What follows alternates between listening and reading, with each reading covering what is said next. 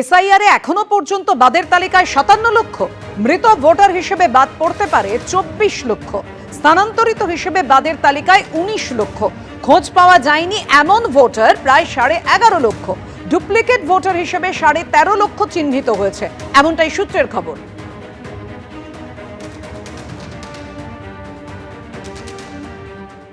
বঙ্কিমচন্দ্র চট্টোপাধ্যায়কে প্রধানমন্ত্রীর বঙ্কিমদা বলে সম্বোধন জানিয়ে সংসদ তোলপাড়, আর পথে নামে তৃণমূল।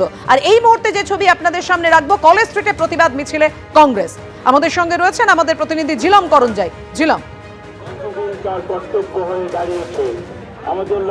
একদমই কংগ্রেসের পক্ষ থেকে এইখানে আমরা দেখতে পাচ্ছি কলেজ স্ট্রিটে প্রতিবাদ মিছিল কিছুক্ষণ আগেই সেই মিছিল তারা প্রদক্ষিণ করেছেন এবং এই মিছিলে এই প্রতিবাদ মিছিলের নেতৃত্ব দিয়েছেন প্রদেশ সভাপতি শুভঙ্কর সরকার এবং তারা এইখানে কলেজ স্কোয়ারে ক্যালকাটা ইউনিভার্সিটির সামনে থেকে আপনারা পদযাত্রা করলেন। আপনারা কি বলবেন, এই নরেন্দ্র মোদী যে বঙ্কিমদা বলেছে তার প্রতিবাদেই তো আপনাদের এই পদযাত্রা? আমরা মনে করি নরেন্দ্র মোদী মহাশয় বঙ্কিম দাদা, এটা কংগ্রেসের কেউ বললে এতক্ষণে সারা ভারতবর্ষে আগুন জ্বালিয়ে ফেলতো। প্রধানমন্ত্রীকে ক্ষমা চাইতে হবে। তিনি বাংলার মনীষীকে, সাহিত্য সম্রাট বঙ্কিমচন্দ্র চট্টোপাধ্যায়কে অপমান করেছেন, লাগাতার বাংলা ভাষীদের অপমান করছেন, বাংলার মনীষীদের অপমান করছেন, রবীন্দ্রনাথ ঠাকুরকে অপমান করছেন।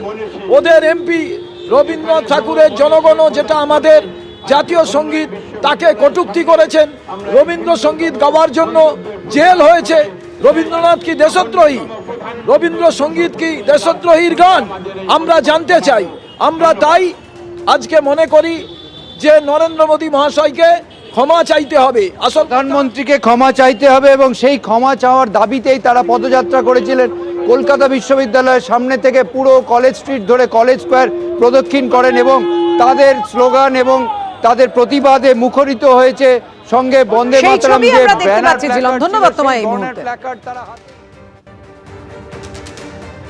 বঙ্কিমচন্দ্র চট্টোপাধ্যায়কে বঙ্কিমদা বলে সম্বোধন করেন প্রধানমন্ত্রী নরেন্দ্র মোদী। নিন্দায় মুখ্যমন্ত্রী। বঙ্কিমচন্দ্র চট্টোপাধ্যায়কে বঙ্কিমদা বলছেন প্রধানমন্ত্রী, যেন মনে হচ্ছে হরিদার শ্যামদা। দেশের ইতিহাস সংস্কৃতির অপমান, সরব মমতা বন্দ্যোপাধ্যায়।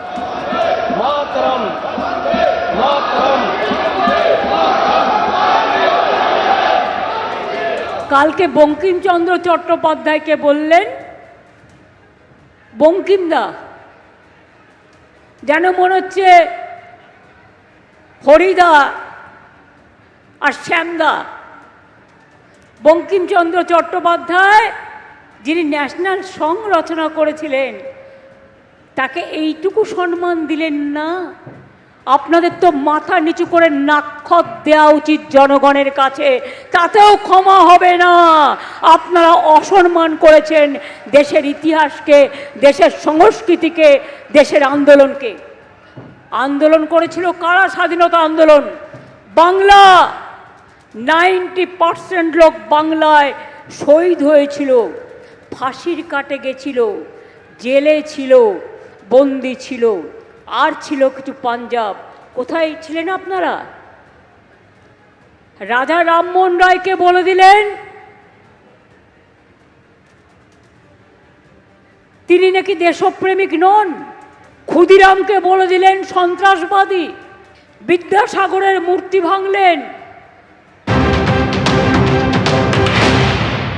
একটা কালচার রয়েছে দাদা বলা, দিদি বলা, সেইভাবে উনি বলেছেন। কারো যদি আপত্তি থাকে সেটা আপত্তি দেখিয়েছেন, সেখানে কোনো আমাদের আপত্তি নিয়ে বলতে পারে না এখানে। কিন্তু আমাদের মাননীয় মুখ্যমন্ত্রী আদিবাসীদেরকে অপমান করেছেন যে ডহার। আমাদের ডহার মানে রাস্তা। চা বাগানে যে ছোট ছোট রাস্তা থাকে সেটাকে বলা হয় পাগডন্ডি, এবং যে রাস্তা থাকে সেটাকে আমরা বলি ডাহার। এই ডাহার সে চাল। তো এইভাবে উনি বলছেন যে ডাহারকে ডাকো। ডাহার মানে তো রাস্তা। উনিও তো আমাদের যারা আদিবাসী সমাজ আছে ডাহারকে ডাকো, উনি অপমান করছেন।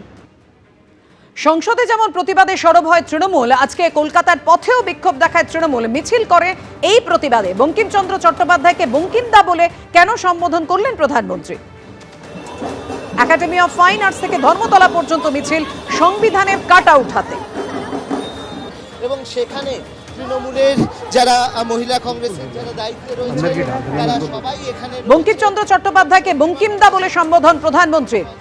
সংসদ চত্বরে বিক্ষোভ তৃণমূলের। বঙ্কিমচন্দ্র চট্টোপাধ্যায় ও রবীন্দ্রনাথ ঠাকুরের ছবি নিয়ে প্রতিবাদ জানালো তৃণমূল। বঙ্কিমচন্দ্র চট্টোপাধ্যায়ের ছবি নিয়ে মৌন প্রতিবাদ। সংসদের গেট ও সেন্ট্রাল হলে তৃণমূলের এই মৌন প্রতিবাদের ছবি রেখেছি আপনাদের সামনে।